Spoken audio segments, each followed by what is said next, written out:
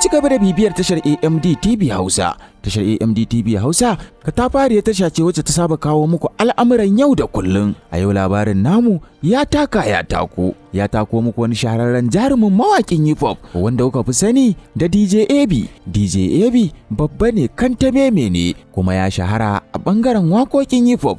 Yayi shura ya fice a faɗin duniya. Wannan shahararren jarumin mawaƙi ya taka rawar gani kuma yana yin ƙoƙari a dukkanin ayyukan da yake wallafawa. Haka zalika inda muka tsince shi a shafin sada zumunta wato shafin Instagram. A yayin da yake magana kamar haka yake cewa in na samu mabiya miliyan 1 a shafin Instagram za a rakashe ai bidiri ai casu fati ba kama kafar yaro. Duk wanda ya tara mabiya mutum miliyan 1 yayi matukar kokari sosai da sosai. Ya dada da cewar ba easy bane ka samu mabiya mutum miliyan 1.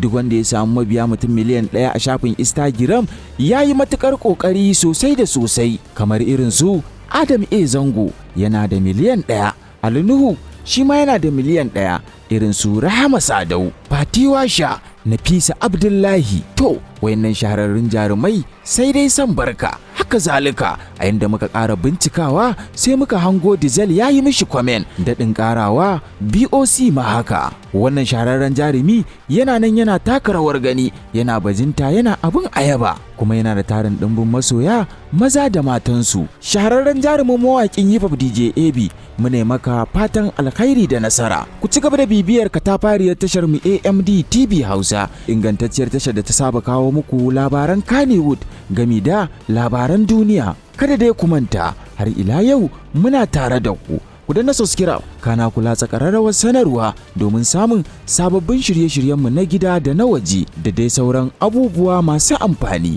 AMD TV Hausa ta ku ce.